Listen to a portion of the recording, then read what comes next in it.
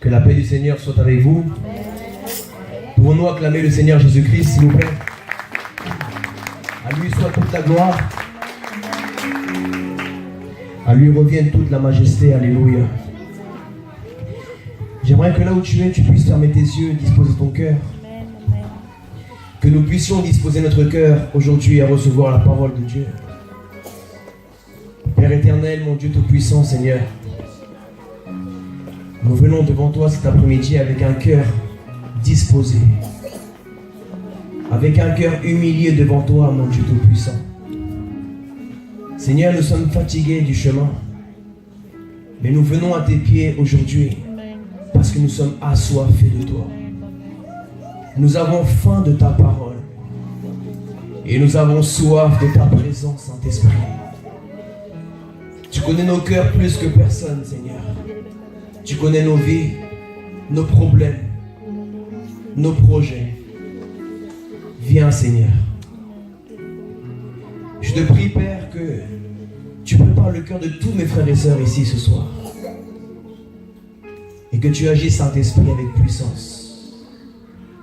Satan, je t'interdis dans le nom puissant de Jésus-Christ de venir toucher cette parole qui va être plantée, semée au nom puissant de Jésus-Christ et qui va porter fruit et un fruit éternel.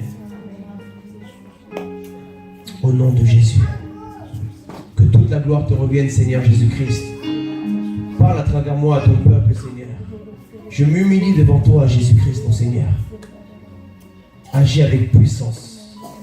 Au nom de Jésus. Amen. Alléluia. Acclamons le Seigneur. Alors tout d'abord, j'aimerais donner la bienvenue à tous les frères et sœurs qui nous visitent aujourd'hui pour la première fois. Que Dieu vous bénisse abondamment. Vous êtes les bienvenus. Le thème d'aujourd'hui s'intitule « Soyons une terre fertile ». Et pour cela, nous allons aller ensemble à la parole de Dieu. Dans l'évangile selon Marc, je vous invite à prendre vos Bibles. L'évangile selon Marc, au chapitre 4, à partir du verset 13 en avant. Alors, pour planter le contexte, notre Seigneur Jésus-Christ, qui est venu il y a 2000 ans en Israël, n'était pas venu pour faire sa volonté, mais il aurait dit à plusieurs reprises, « Je suis venu non pas pour faire ma volonté, mais la volonté de mon Père qui m'a envoyé vers vous. » Et Jésus, lorsqu'il est venu sur terre, notre Seigneur, il est venu avec une vision bien précise. Il savait très bien pourquoi il était sur terre. Il est venu avec une mission bien précise. Sa mission était de réconcilier le monde avec Dieu le Père. Et sa vision était de faire des disciples, de telle sorte que lorsqu'il allait remonter à la droite de Dieu le Père, lorsqu'il allait remonter à la gloire qu'il avait avant la fondation du monde, comme le dit dans l'évangile selon Jean au chapitre 17, eh bien, il voulait que cette mission puisse être relayée par une future génération. Et cette vision et cette mission de notre Seigneur Jésus-Christ doit être notre vision, frères et sœurs, doit être notre mission aujourd'hui. Il a formé 12 personnes, mais parmi les 12, il y en a un qui l'a trahi. Il y en a un qui n'a pas été une terre fertile. Et nous allons voir aujourd'hui que les terres sont le cœur des êtres humains. Et la parole de Dieu est la graine, la semence qui est plantée dans chaque cœur. Aujourd'hui, nous entendons la parole de Dieu. Nous écoutons la parole de Dieu. Et ce n'est pas la première fois que nous allons l'écouter. Autrefois, pour certains d'entre nous, nous avions un cœur endurci, comme la pierre. Mais désormais, nous avons, par la grâce de Dieu, une terre fertile. Et c'est là où je veux en venir, c'est que Jésus-Christ, notre Seigneur, il a également enseigné sur cela. Le semeur et les terrains. Et la Bible dira au chapitre 4, verset 14, il expliqua à ses disciples, il leur dit au verset 13, excusez-moi, il leur dit encore, vous ne comprenez pas cette parabole? Comment donc comprendrez-vous toutes les autres? Le semeur sème la parole. Certains sont le long du chemin où la parole est semée dès qu'ils l'ont entendue. Mais Satan vient et enlève la parole qui a été semée en eux. De même, d'autres reçoivent la semence dans un sol pierreux. Quand ils entendent la parole, ils l'acceptent aussitôt avec joie, mais ils n'ont pas de racines en eux-mêmes. Ils sont les hommes d'un moment, et que surviennent les difficultés ou la persécution à cause de la parole, ils trébuchent. D'autres encore reçoivent la semence parmi les ronces, les épines. Ils entendent la parole, mais les préoccupations de ce monde, l'attrait trompeur des richesses et les passions en tout genre pénètrent en eux, infructueuses, et étouffent la parole et la rendent infructueuse. D'autres reçoivent la semence de la bonne terre. Ce sont ceux qui entendent la parole, l'accueillent et portent du fruit avec un rapport de 30, 60 ou 100 pour 1. Il leur dit encore: apportons la lampe pour la mettre sous un seau ou sous le lit. N'est-ce pas pour la mettre sur son support? Amen. Acclamons la parole du Seigneur, frères et sœurs. Alléluia. Alors nous allons étudier ce passage, cet enseignement que notre Seigneur Jésus-Christ a enseigné à ses disciples, afin qu'ils puissent l'enseigner à leur tour de génération en génération.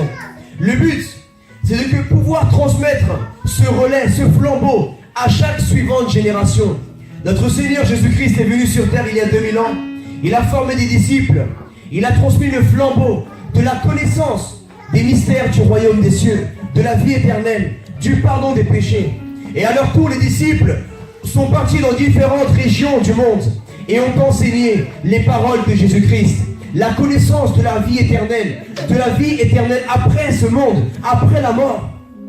Et je vais décortiquer peu à peu les différentes terres. La Bible dit que tout d'abord Jésus-Christ, notre Seigneur, parle du long chemin. Il dit: certains sont le long chemin où la parole est semée. Alors, le long chemin, Satan enlève la parole qui est semée en eux. Chemin en grec vient du mot odos. Odos, qui de la racine grecque signifie chemin, voyage, une voie, un carrefour, un sentier ou bien une route. La parole, qui est la graine, est piétinée. Et je pense qu'aucun d'entre nous n'avons vu un arbre qui grandit dans un chemin parce qu'il est constamment piétiné. Il est constamment piétiné. Et tu ne pourras jamais voir lorsqu'il y a un chemin où il y a constamment un passage de personnes qui passent par-dessus. Et c'est là où le diable fait son rôle. Il piétine la parole dans ton cœur. Il piétine ton cœur. Il piétine ta foi. Il piétine lorsque tu es encouragé. Il te piétine. Il te rabaisse. Il te refroidit à travers différentes circonstances. Mais nous voyons là que lorsque le diable arrive, et comme dit la parole, Satan vient et enlève la parole qui a été semée en eux. Pourquoi le diable arrive à enlever cette parole? Parce que la personne qui a reçu la parole de Dieu ne s'est laissée faire. Elle n'a pas pris autorité au nom de Jésus. Et elle s'est laissée voler ce qu'elle avait reçu de Dieu. Bien-aimé, je t'invite aujourd'hui à ne pas être cette personne qui fait partie de ceux qui sont le long du chemin, qui reçoivent la parole de Dieu, qui reçoivent un ministère, qui reçoivent une mission, mais qui aussitôt se laissent voler par le voleur, par le tueur qui est le diable. Tu reçois une promesse de mariage, tu reçois une promesse de vie éternelle, tu reçois une promesse de travail, tu reçois une promesse de guérison, tu reçois une promesse de délivrance. Mais tu te laisses faire par le diable. Tu es vulnérable parce que tu n'as pas encore pris les armes qui sont la parole de Dieu, la foi, la vérité. Et toutes ces choses-là sont nécessaires pour que tu puisses persévérer dans le long terme. Sinon, le diable va arriver à n'importe quel moment et il va te voler ton ministère. Il va te voler ton mariage. Il va te voler. Parce que Satan est venu pour voler, frères et sœurs. Enlève. Lorsque le Seigneur a utilisé le mot Satan vient enlever. Enlever vient du grec qui veut dire aéro. Aéro veut dire en grec prendre. Tu te laisses prendre par le diable. Tu te laisses emporter. Parfois, le diable non seulement t'emporte des choses de ta vie, mais le diable peut également réussir à t'emporter avec lui en enfer. Ne nous laissons pas emporter avec Satan en enfer. Ne nous laissons pas aéro. Aéro. Ne nous laissons pas ôter, tirer, enlever. Mais lorsqu'on prend quelque chose, lorsqu'on enlève quelqu'un, cette personne-là vient. C'est comme si quelqu'un est en train de marcher dans la rue et il voit le danger, mais il laisse que le danger vienne à lui. Si tu vois que dans ta vie, tu vois le diable venir de loin, il faut que tu cours. Il faut que tu cours. N'essaye pas de faire le vaillant face au péché. N'essaye pas de faire ton vaillant face au diable. Ne joue pas avec le feu, mon frère. Ne joue pas avec le feu, ma soeur. Si tu vois le danger arriver dans ta vie, dans ton foyer, si tu vois le danger arriver dans ton ministère, si tu vois le danger arriver, si tu vois Satan venir de loin, parce que lorsque tu vois Satan venir de loin, c'est qu'il te veut du mal. Ne laisse pas Satan t'approcher. Fuis. Fuis le péché. Ne flirte pas avec le péché. Ne flirte pas avec le diable. Soyons radicaux avec le diable. Et comment nous laissons que le diable puisse venir s'approcher de nous? Parce que un voleur, je n'ai jamais vu un voleur voler à distance. Quelqu'un a déjà vu un voleur voler à distance? Je ne pourrais jamais voler celui qui est au fond. Je ne peux pas d'ici. Mais si je me rapproche de celui qui est au fond, si je me rapproche de toi, je pourrais te voler avec plus de facilité. Et même sans t'en rendre compte. Lorsque quelqu'un se laisse voler quelque chose du diable, c'est parce qu'il a vu le diable venir et il n'a pas couru loin de lui. C'est parce qu'il a laissé que le diable s'approche de lui. C'est parce qu'il a permis que le péché s'approche de lui. Et sans t'en rendre compte, tu as perdu ton salut. Tu as perdu ton foyer. Tu as perdu ton ministère. Tu as perdu la foi. Tu as perdu ta joie. Tu t'es laissé enlever ta joie. Tu n'es plus quelqu'un de joyeux. Tu t'es laissé enlever la paix du Seigneur. La paix que Jésus t'avait donnée. La paix qui est différente de la paix que le monde peut te donner. Eh bien cette paix-là, tu te l'es laissé enlever, mon frère. Tu t'es laissé enlever la vision que tu avais au début quand tu as commencé à marcher avec Jésus. Tu voyais loin. Tu avais des projets de ministère. Tu voulais prêcher. Tu voulais lire la Bible. Tu voulais prier. Mais le diable t'a volé ta vision. Maintenant, tu ne vois plus la prière. Tu ne vois plus l'évangélisation. Tu ne vois plus les âmes. Tu ne vois que tes problèmes. Tu ne vois que ce que le diable veut que tu vois.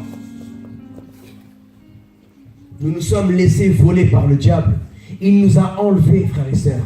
Mais aujourd'hui, il est temps, au nom puissant de Jésus-Christ, que nous allons reprendre ce que le diable nous a enlevé un jour. Au nom de Jésus-Christ, alléluia. C'est le jour que tu vas aujourd'hui te repentir et dire: Seigneur, pardonne-moi pour m'être laissé enlever cette parole, ces rêves, cette vision, ce ministère, la prière, la lecture de la parole, l'évangélisation, Seigneur, la compassion pour les âmes. Nous nous sommes laissés voler la compassion pour les âmes. Nous nous sommes laissés voler la sainteté, frères et sœurs. Nous avons laissé le diable s'approcher de nous.